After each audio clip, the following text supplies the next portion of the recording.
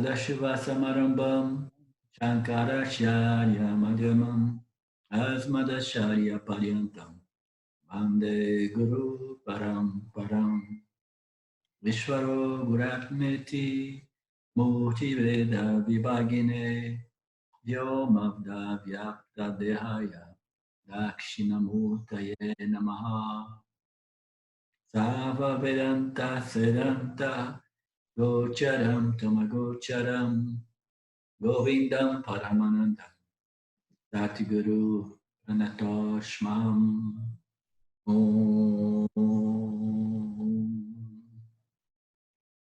Shanti Shanti Shanti Om.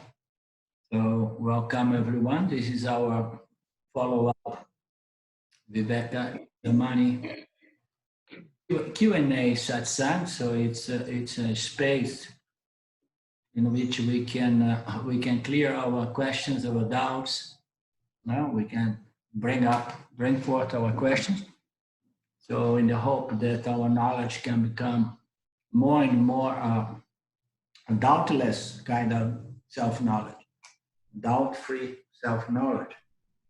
Because as we know, all these questions and doubts, unresolved questions and suspiciousness or vagueness of knowledge, all those things undermine our certainty with respect to our true, fundamental, free, independent nature as consciousness. So we need to, it's part of what we call our manana, our reflection, contemplation, and resolution of our questions stage. So does any one of you have a question? I have a Satsang email from Dave. But if anybody has a live question, we could begin that way. Is it?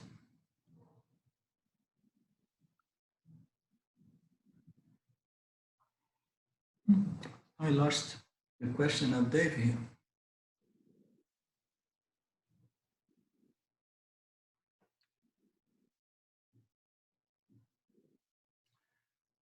We had the question that I posed the last Monday. Right. And of course, I think it's complex. I don't know if we want to talk about that. For me. Yeah, we can talk about that. That is, I remember vaguely, it's about location of objects, right? Yes, because James says the objects are not outside. Yes, appears in your in our minds, and it's a little bit hard to understand. Yeah. Okay. So, what is your question in respect to that? My question is that I cannot understand it. Simply that when James writes that. Okay, reality is non-dual, objects are not outside, appears in your mind, but I cannot totally recognize that, for example, this pen is not outside. Yes, the pen is an idea, this I can see it, but I cannot be sure that the pen, that this object, that we also can give another name, for example, is not outside, is only in my mind. So it's a little bit hard to understand totally and clearly. I understand it. Yeah, but it's also very simple to understand it. It's, when we say, first we need to work on the understanding that mind is not apart from consciousness. The mind, when we say the Tat Brahmasi, Jivatma is equal to Paramatma, it means that the mind is a phenomenon that occurs every time Maya comes into operation. And the mind does not exist apart of consciousness, okay? The mind is the means or an instrument or the medium by which consciousness can become the knower and the experiencer of the field projected by Maya, okay? So the first thing is to resolve the mind into consciousness. And then understand that the mind is not apart from consciousness. Yeah. right? So now, once we have understood that the mind is not apart from consciousness, and we know that the mind is the only instrument, okay, is our primary instrument to know and experience objects. You know, everything happens through, we have the sense organs that, you know, they receive their stimulus, and then the mind integrates, the mind questions, the mind emotes that contact, and then submits those impressions to the intellect, and the intellect is going to define the experience, going to determine, is going to interpret the experience. All of that happens instantly, you know? So all of that is happening through the sense organs and the mind and the intellect, and the object is being experienced in the mind, okay? And it's a very, very subjective experience, because we have understood, looking at different teachings, yeah, the objects are value neutral, meaning to say that the objects do not really having any value. It does not mean that they don't have properties. A phenomenal object in the universe is defined by its attributes, its properties, okay?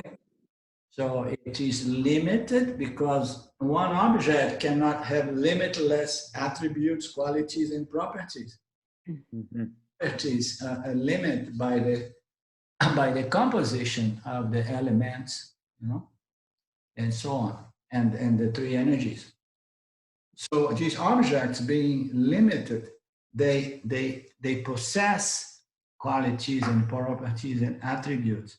But we say that all objects of experience fundamentally are value neutral. They are neutral because the value is added by the mind. Okay? So the mind is going to add value to the objects of experience according to vasanas. According to one's vasanas, yeah? One's likes and dislikes, yeah? One's desires and aversion. So the vasanas are going to somehow determine what kind of object is that. It's an object of desire, it's an object of fear, it's an object of indifference to me, and so on. So all of that is happening through the mind, and we know that the mind is not apart from consciousness. So we also understand that consciousness is the substratum, like space, in which the mind, which is the medium by which consciousness experiences this media world, you know.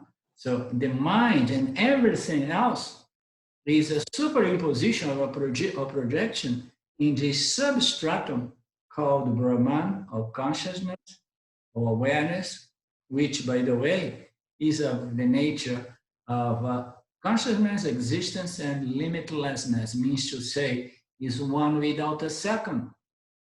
So something is limitless only to the extent that there is no boundaries to it. And there is no boundary. The only thing that is not defined by any boundary is something that is one without a second, which is one and one alone. So we have already understood that consciousness, being the substratum of the entire universe, okay, is that in which space comes into place, the other elements develop from space, the objects are constituted, and then the jiva object evolves, and then we have the field and the transactional field of experience occurring. So all of that is happening within the scope of one consciousness existence. Is of the nature of limitlessness. All of that is happening in consciousness alone.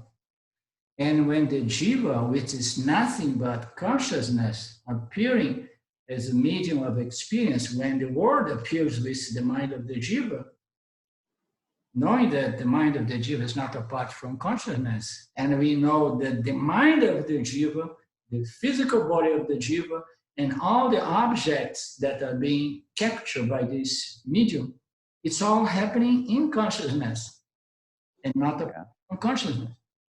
So now, what is the distance between an object and consciousness? Zero. Zero. There's no distance. There is no question of time and space. Time and space is an illusion created by Maya, you know. So, but these objects, they appear, they are not apart from consciousness, and they are known to consciousness by the medium called the mind, which is not apart from consciousness. So all objects appear not separate from the mind, which is, by the way, not separate from consciousness. Everything is happening in the mind, meaning to say in consciousness. You understand? Mm-hmm. There is no separation. Mm-hmm. So does that somehow begin clearing or resolving a little bit your difficulty to understand that? Or we can look from different angles your doubt and come up with different analysis that can help to develop more clarity about that. Mm-hmm. Yes, it gives me some other elements, you know, some interesting things to. But of course, I feel like I have to contemplate this topic more deeply and see in also different angles. Maybe I won't read again the book, and little by little I will ask you questions if I have something. Yeah. So I'm gonna simplify it for you. Yes. The difficulty we have to understand that the objects are happening outside from myself and the mind and consciousness. You know, the difficult. I mean, the trick, the fantasy, the misapprehension, the misunderstanding. Misconception that makes me believe that the objects are happening out there, not within me, you know, is based on our identification as the body. Mm-hmm. The moment that I define myself as the body, I see everything happening out there, not seeing my own limitless existence, nature, identity as consciousness. So the difficult to understand that teaching is all and totally based on that as the body, things happen in duality, and everything is happening outside of my body. And there is time and distance, meaning to say space, between me and the object. And then the objects are going to define time as well, because the duration of certain contact, certain experience is going to give us a sense of time. The interval in one experience and another experience is going to also give us the sense of time and so on, you know. Mm-hmm. Space happens when this identification of consciousness with the body takes place, and that happens due to the power of Maya that conceals to us the fact that we are the light operating through this medium called the body-mind, experience objects apparently in duality out there, but it's nothing but myself appearing as objects, nothing but a superimposition on that which I am, meaning to say consciousness. Mm-hmm. Arlindo, I'm wondering, I was thinking, I mean, if this is a wrong way to think about it, but I was imagining what the jugget or the world of a hummingbird is. And I think that the little suet that I have for the bluebirds to come and eat from, I think it looks like it has a certain form with color and everything. But doesn't that all just sort of depend upon my sense instruments?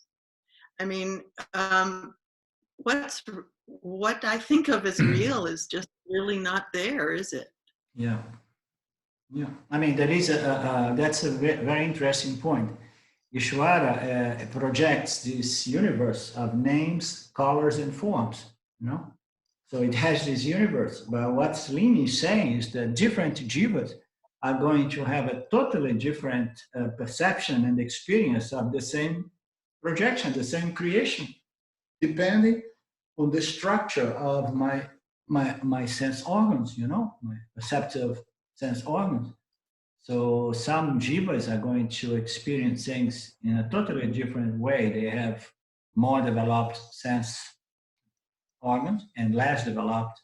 Some have not 5, but less, So we humans, we have our 5 sense organs. We have the organs of actions, the organs of perception, and we have an intelligent mind, which allows us to interpret this experience, with the manifestation caused by Ishvara, which is Vyavaharika Satyam, this projection of Ishvara. So different jivas are going to experience, and furthermore, the human jivas are the ones that can create a second layer of reality to this material reality by its interpretation, interpreting it according to one's vasanas, and then it projects what we call Pratibhasika Satyam, this subjective reality which belongs to every one of us. Okay? So we have these two realities. And what is reality? So reality is fundamentally the projection of Maya, but the projection of Maya means nothing without jivas, because it's project for the sake of being known and experienced by consciousness through its jivas. No, and then every jiva is going to have different access to this, and then the human jivas, although they are structured in the same way, with a mind, with an intellect, with an ego, and the sense, the 5 senses, yet they operate by different vasanas, and they are going to have a different sense of reality. So what is reality? Of Lynn, Yeah. So reality is the nature of the knower. The only reality is not the projection. We can analyze the reality of Nitya, knowing that is an apparent reality. Right. So, and it serves a very important purpose in the process of preparation, purification of the subtle body. But ultimately, we want to know the nature of reality as consciousness, as awareness, as the core. So life is a combination of 2 factors: objects of knowledge and the knower of knowledge. So we take the knower to be the mind, and then we get ourselves into trouble. We need to discriminate the consciousness from the mind, so that we can know exactly what is the only absolute reality, which is the knower, which is Brahman, consciousness, awareness, the subjective conscious principle, by which, experience and knowledge can take place, which are all relative. All this knowledge that we have of the field is relative, because it depends on our vasanas, our biases, and so on. But then there is this other reality, which is the projection, the creation of Maya Ishvara, that has more reality to it, although it's an apparent reality, but it's a more stable reality. Okay? So fundamentally, the only reality, real reality, is the nature of the knower, the nature of the experiencer. And that makes our life much more simple. We just need to know who is the knower, who is the true knower. The only reality there is, Satya.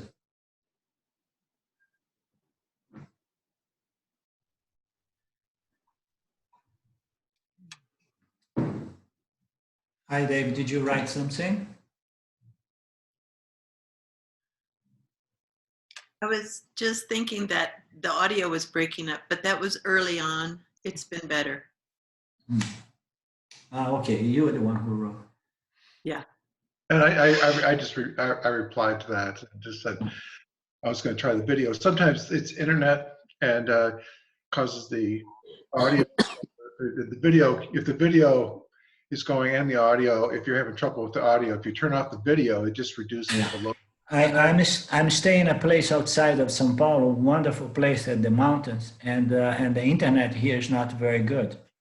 So they have these amplifiers here and there, but it's one of those more precarious kind of signals.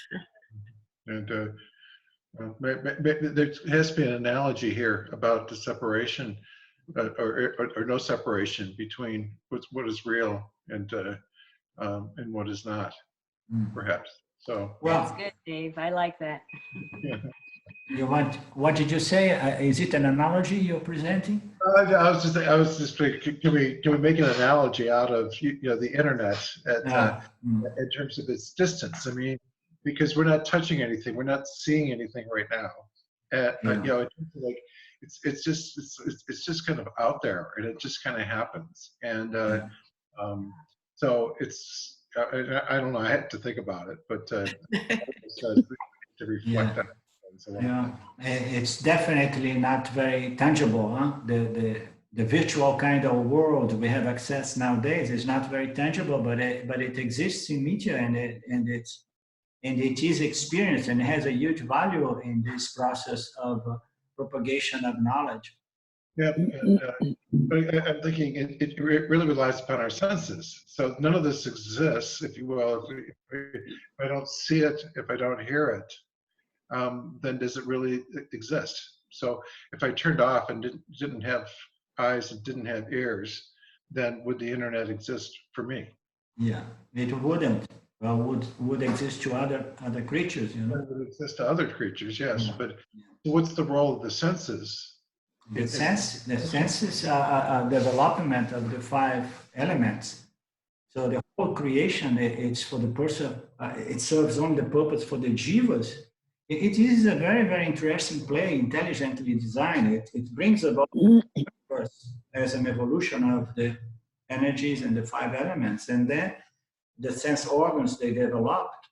Because what is the purpose of a creation if the creation cannot be experienced? Yeah. So the sense organs they develop from each one of these 5 elements. And then the jiva, the human jiva, is the peak of the development of these living organisms in our planet, which is a jiva with an intelligence that allows us to do what we're doing, but at the same time, I mean, doing a lot of dynamic action, but at the same time with the potential to inquire and know the true nature of this nature world, you know, the reality. And I'm thinking, I think the analogy there, or James talked about this too, is the eye can't see the eye, and so it really needs the mind. So in order for the eye to see, it needs the mind. And where the eye doesn't see, the eye doesn't see it. It's not in the eye; it's actually in the mind, because the eye may take in the light, but to translate it into a picture takes the mind. And so where does that really exist? It exists, that picture exists in the mind. Yeah, I mean, if we look from the physics, from the standpoint of science physics, we can draw some parallels to that, that the object appears in the mind, it's an image and so on. But going back to the sense of reality, the only reality there is in the knower of all of these sense perceptions. And how can this knower be known is the key of the process of self-knowledge, of self-inquiry and self-knowledge. How can the knower be known if it's not an object of knowledge, Mm-hmm. Yet it can be known the same way the eyes cannot see themselves.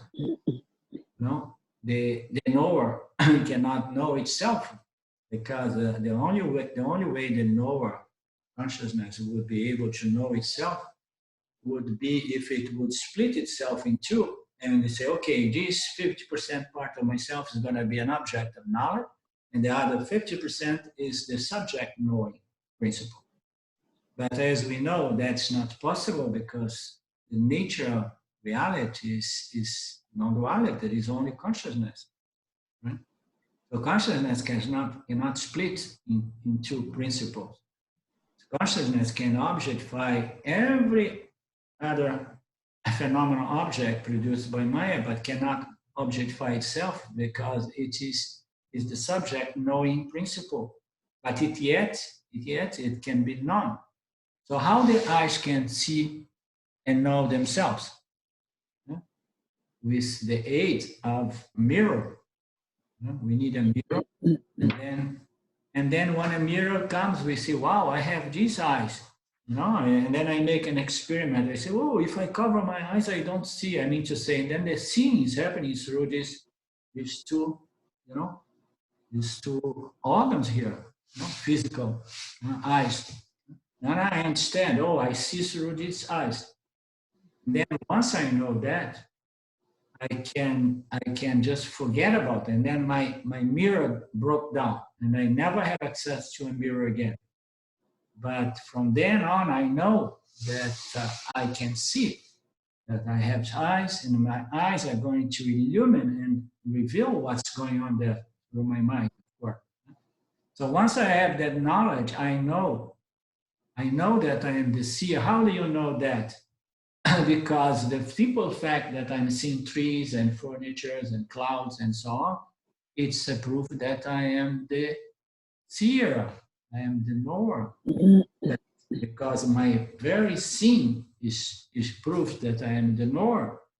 So the very simple fact that I'm conscious of what's going on, it reveals my nature as consciousness.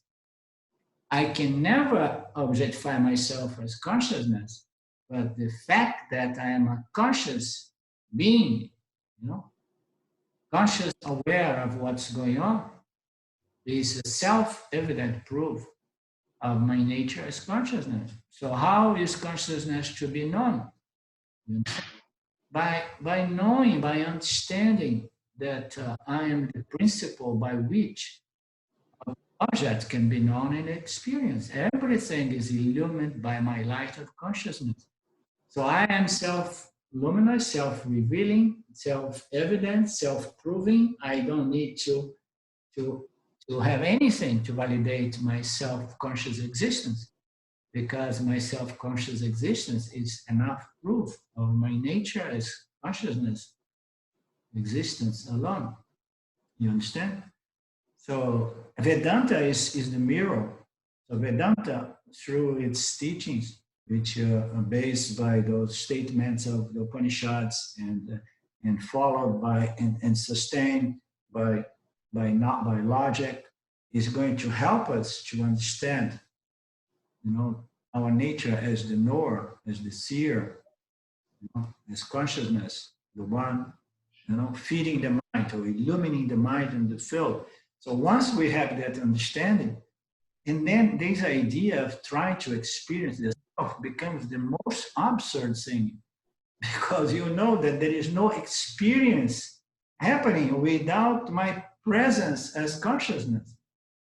You understand? Once you have it clear, every experience is your consciousness, making it possible through your jiva, your mind, your sense organ. So this self-knowledge is the most simple thing. You are never not present. You are always illumining your own mind. Every experience is consciousness, you experiencing the objects of media.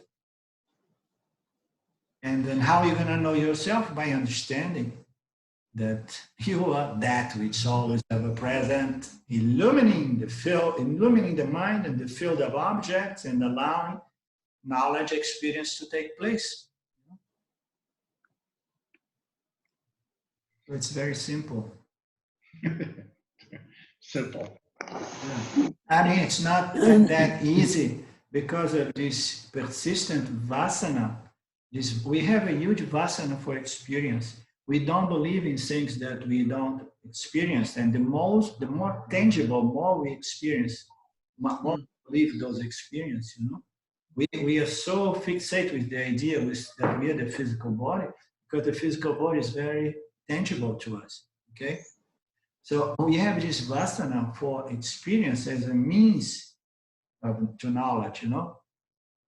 So to move away from that and begin trusting and understanding that experience is not a valid means for self-knowledge or for enlightenment or self-realization or moksha, you know.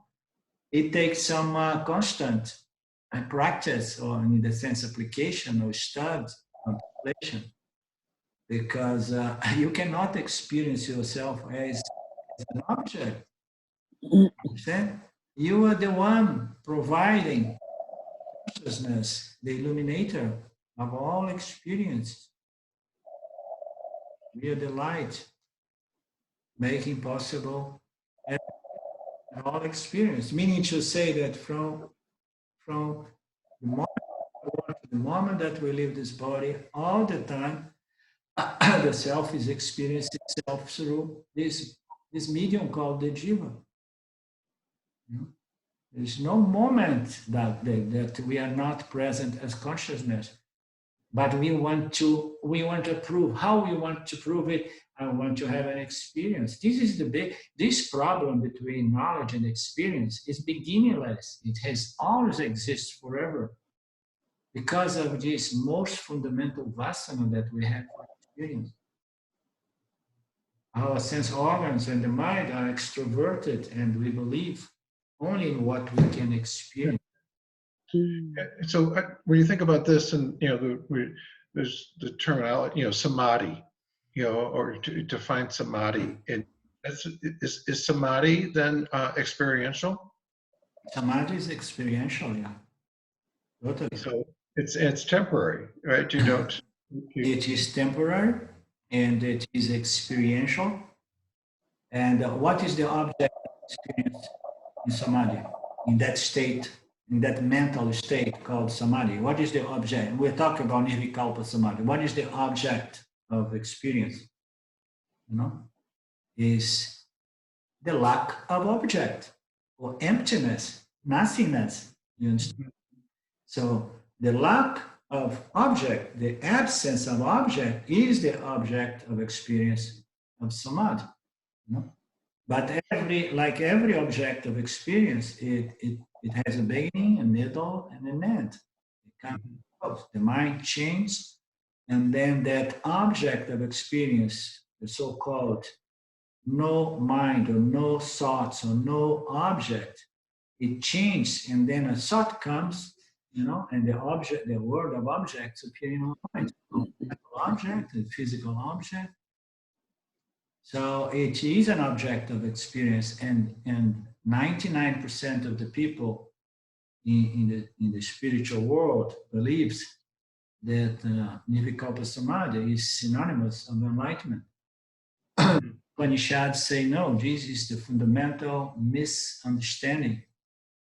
The Upanishads comes in the end to correct that and say, no, that is not freedom, that is not enlightenment, because samadhi, nirvikalpa samadhi, is just an object like any other, an object of experience. And how you know that? How we know that's an object? Because, It's not limitless. There's a limit to it. yeah, and moreover, what takes for an experience to take place? It takes an object of experience and a knower. Huh? So when we go in Nirvikalpa Samadhi, there is always a knower that afterward comes and says, "Ooh, I went into incredible space, the state of Samadhi." You see, there is the knower and there is the object of experience. So no experience takes place without the knower. And if the knower gets fixated with an object of experience, howsoever sublime it may be, and identifies with it, the knower is under the spell of ignorance, and he believes that that is it. That is enlightenment. That is my true nature. No mind, silence, emptiness, and so on. Understand? But they don't understand that that state requires knower. And the knower was present before Nirvikalpa Samadhi took place, during Nirvikalpa and after, is the only constant factor that does not modify to experience. So enlightenment is the knowledge of your true nature as the knowing principle, which is free from the experience that occur to it. And which is not the mind, because as we know, the mind is another object appearing to consciousness. The mind modifies. But the seer, the consciousness, that which we are, shines 24/7 before the beginning of time and so on, without ever changing and without doing anything. It is akarta, it's in nirvikaraha, does not change. Understand? So people have always to understand that if you think that an experience is enlightenment, you say, okay, but who knows that experience? You know, how do that experience comes into place? You know, if you think that this is enlightenment, they say, well, okay, this is enlightenment, but who's the knower? Enlightenment, okay? So the knower is the only truth, absolute truth, which is conscious awareness, it's principle. That once you identify and you claim your identity as the knower, and then you are free, you know, of all these fears and anxieties and desires of accomplishing, gaining, avoiding things as a means to secure your experience, to stabilize your experience, attract good karma, and so all of that. Because you know you are the light and nothing affects you. I am in a meeting. Understood?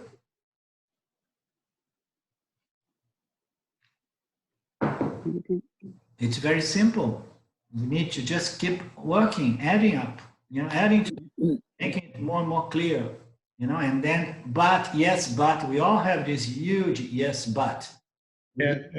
To the teachings and then say, yes, it sounds good, but we need to get the but, and then we need to expose the but. Until there are no buts left, you know. To me, I really resonate with the idea that experience is a vasana. That need for experience is a vasana, and so much of what we're exposed to is all about the experience, about living and being in this mithya and the experiential component of it. And Vedanta differentiates, or the Upanishads differentiate, is that it's not about the experience, it's about it's really a means to self-knowledge. And that's it's a non-experiential approach, which is counter to everything else that seems to be out there. All pointing towards experience. And that's all. I think it can be very well intentioned. Everything from an ice cream cone to ayahuasca, it all can be very well intentioned, but it's all experience. Yeah, I mean, we know that we as smart people, we deserve Vedanta. So Vedanta came in our life due to our merits, spiritual punya. And so we know by now that experience is not a means of liberation. We can never get liberated or free by the means of experience, but only by understanding that we are already free and limitless, because we have the light illumining every limit experience. You understand? So Vedanta is for the very rare individuals that somehow have neutralized to a certain extent this huge, most fundamental, the most universal vasana, which is a vasana for experience. The world existed from this fundamental, primary vasana, which is a vasana to experience the world, experience the field.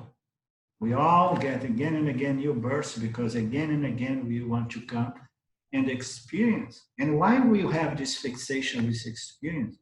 Because we have this avidya, this ignorance operating in our minds, which tells us that I may find a solution, I may find completion, I may find satisfaction, final, permanent satisfaction, if I hit a certain object of experience that's going to establish me into that state of perfect and permanent happiness or joy and satisfaction and so on, which is an impossible mission. But So, vasana is huge. so winning the lottery does not mean it's going to happen. I'm joking. Money is a big thing. People think that money is synonymous of freedom. Money is synonymous of happiness. And it does not take much to understand that a lot of people who are millionaires and billionaires, they are not happy and they don't feel free. You understand? If some of them, they feel even attached to their wealthy, that it's another problem. So the fear of losing, if I have too much, I have a lot to lose if I lose, So that creates a certain anxiety and fear. And so, no, there is no way out. There is nothing out there that's going to solve this fundamental existential problem of the jiva, except to understand my true identity nature as consciousness alone, which is not an object of experience and neither an object of knowledge. I cannot know it as an object. I can only know it as my own self, as the knower. Understand? And this needs to be really worked upon until it clicks so clear in one's mind. And then from there on, our spiritual moksha, our spirit development becomes easy sailing, Once it really clicks, they say, whoa, of course. And that is always ever present. Okay, I'm here, as the knower. I'm here, lightening, illumining the mind and all experience. And I cannot be known as an object, but it can be known as the knower. One time I had this satsang with Ramji, this back and forth email at the beginning. I was trying to tell him that it's okay, Vedanta is good, but the way you present it, it seems that there is no experiential benefit to self-knowledge, I was saying, You present it in such a manner that I almost feel that there is no experiential benefit for self-knowledge. And I was struggling with that, okay, because some Vedanta gurus may present it in a more juicy way, like Swami Shimaya, with a lot of experiential ananta benefits derived from this self-knowledge. If some others present it more dry, you understand? So I was having this conversation with Ramji, and Ramji is the guy who has made a clear cut, between knowledge and experience, and say, so only knowledge is conducive to freedom, not experience. But at the same time, I was struggling because I know that there is a certain experiential benefit as a result of self-knowledge. But that is a result, it's a bonus. Okay? And I was trying to put a finger on this kind of experiential benefit derived from self-knowledge. And then I came one day, I wrote to Ramji, I said, wow, now I understood. Self-knowledge is not an experience, but we can also say that is an experience of identity as consciousness. You understand? Self-knowledge is not an object of experience, but is an experience of identity as consciousness. In other words, it's a shift of identity that allows the jiva, now the jiva with this knowledge, to experience the world from a different platform. Which platform that is? I am consciousness, and this world is a lila, is a play of the elements, guided by Ishvara and Maya, and it's all good, it's beautiful, there's nothing wrong, and none of this experience can affect or limit my limitless, independent nature as consciousness. So this experience based on this shift of identity, is an experience of identity as consciousness. It changed the way we relate to media, so that although self-knowledge is not an experience, it somehow allows us to experience the world different perspective, meaning to say the world becomes a joyful, beautiful place in spite of its pleasures and pains.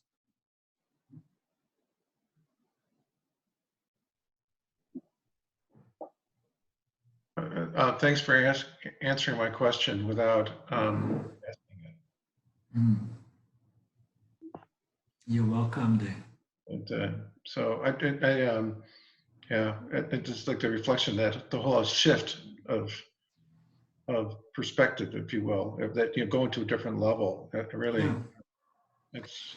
So another way to look into it is our way to moksha, meaning to say the development of this doubtless, clear knowledge in respect to my nature, my true identity, is a process that grows as our ability to objectify our jiva grows, you know? So we begin living from this new platform and seeing the jiva objectively, like rather than subjectively.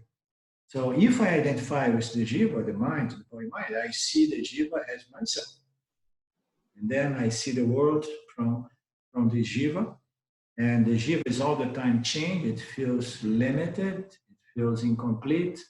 And then the experience is what we know. You know, there's a lot of sorrow and a lot of anxiety, a lot of worries, you know. In one of our Upanishads, it says that the jivas are the ones who worry, you know. Only the jiva, the human jiva, they worry, you know, about what's going to happen and what happened yesterday and so on.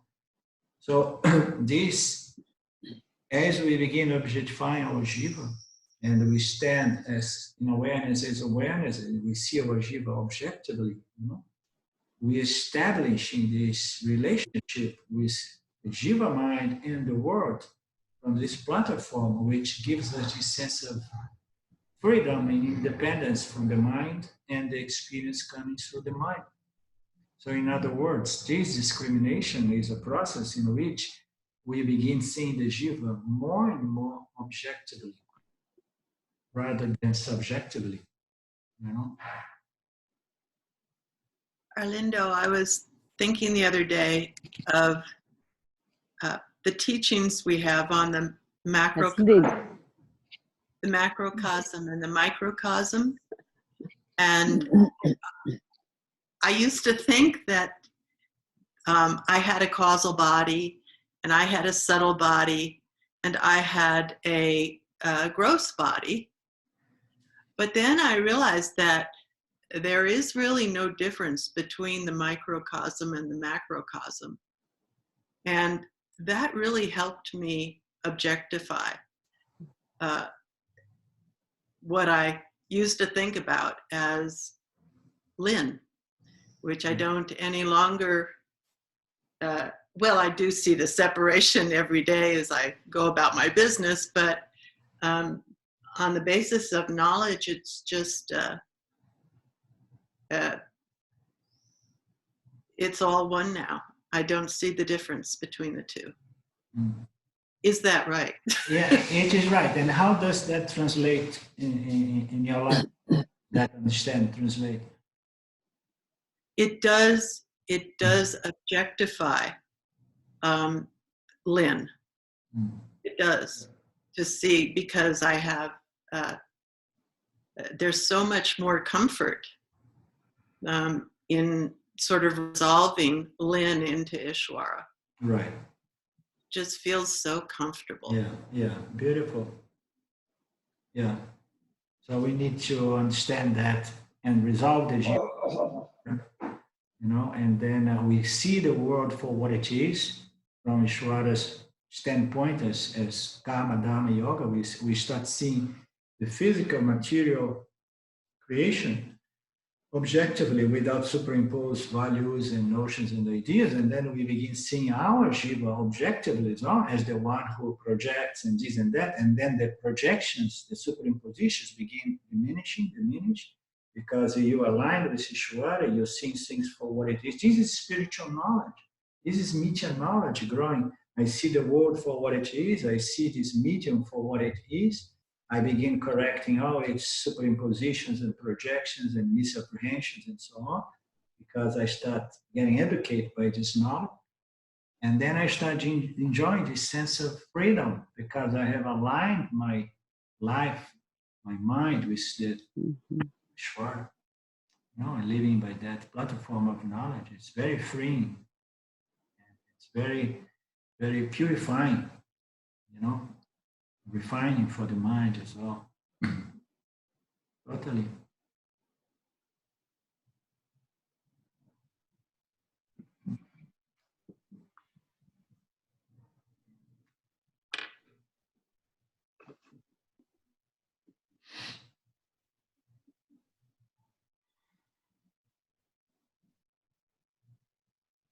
I just found myself reflecting a bit on that,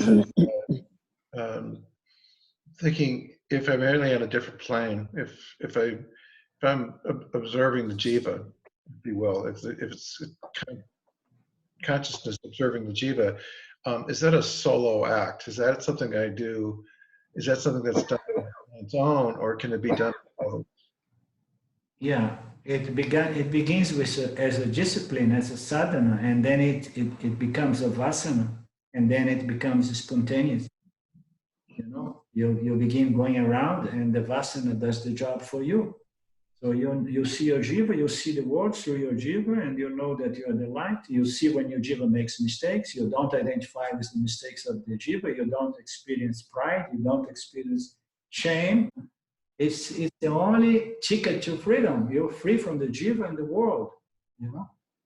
Yeah. But my point being is that it feels very, it feels alone. It feels separate somehow. I do not understand. What do you mean by it feels separate and alone? Well, because I just have this image of experiencing, of observing the jiva and as conscious. And while consciousness is everything, everyone, that's, again, we get back to that experiential piece of it. I still feel like I'm experiencing the jiva as at a different level. So even as I observe the jiva, I'm still experiencing that. So if I'm at a different level of consciousness, I'm connected to consciousness. But the mere fact that I'm observing the jiva is experiential. Yes, life is about experiencing object. What is the most intimate object that occurs to us? So we can't get away from it. We're just going to a different level. Yeah, I mean, life is about experience, and moksha is moksha for the jiva who lives in Mitya, this experiential order of reality. It's unavoidable. Even if we escape to the cave, we're going to be experiencing the cave 24/7, So life is about experiencing.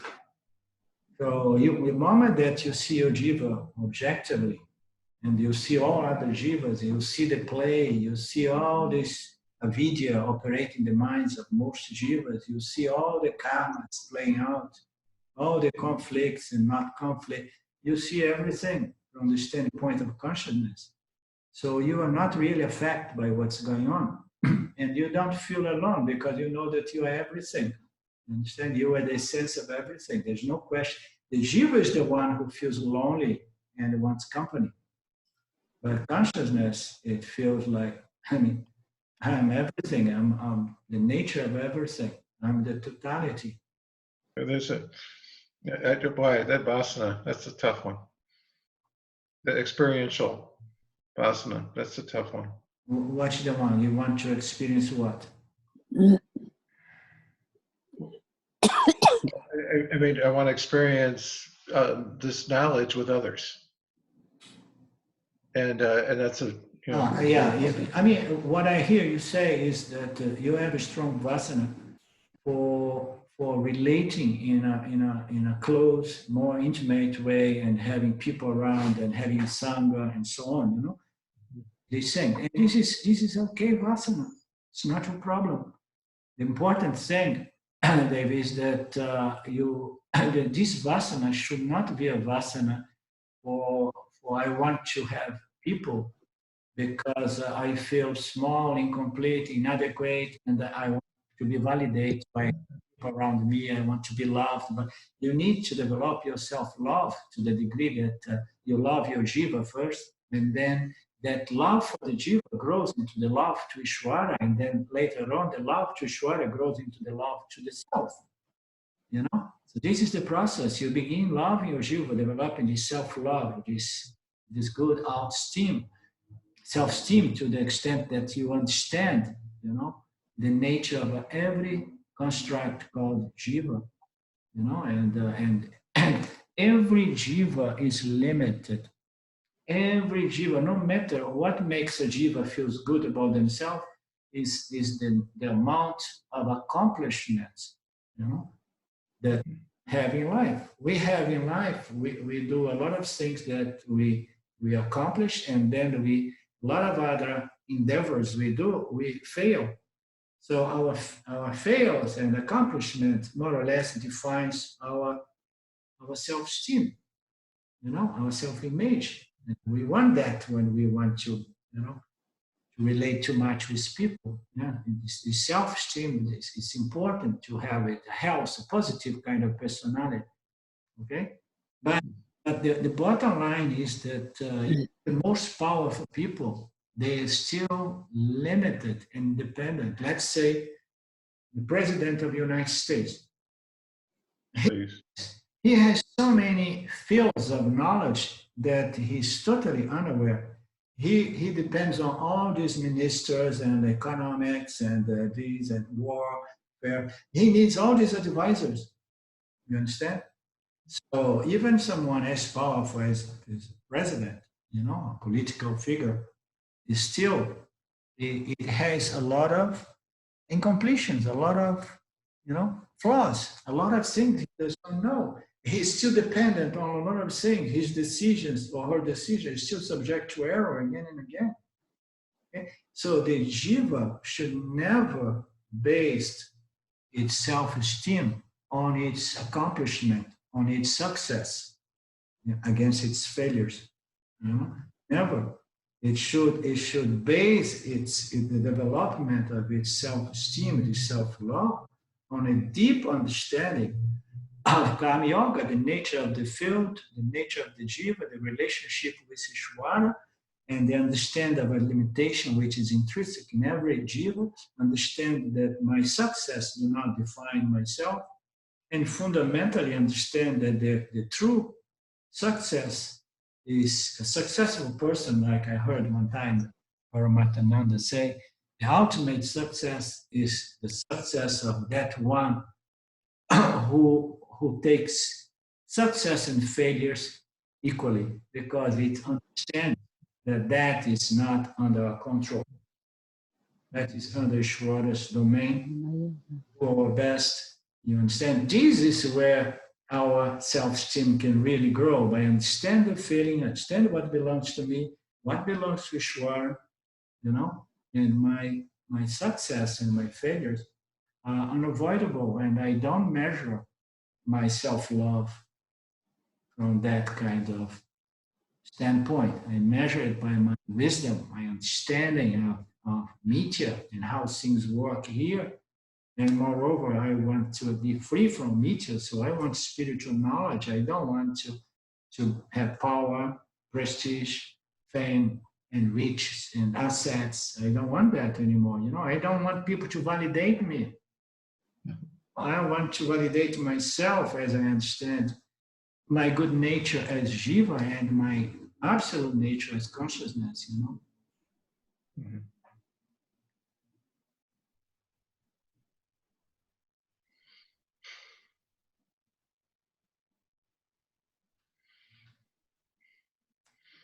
Okay, I'm going to have to sign off. So thank you so much. Yeah, it's about time. It's we're done 1 hour. Anybody has another question that we could close? You are dismissed, Dave. Thank you for showing up. We'll be in touch. Let me tell you one thing. Saturday I begin the seminar here. It's going to take 8 days, and but it's an intense seminar, and we're going to take breaks. Also because there are a lot of beautiful waterfalls here that the people want to enjoy.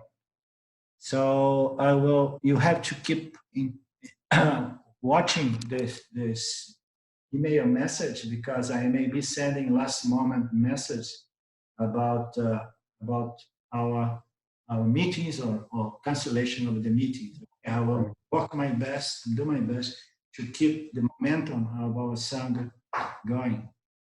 Thank you. Okay. Yeah, and enjoy the waterfalls. No, I won't. I will be doing my work here. Okay. Oh, Thank you. Okay.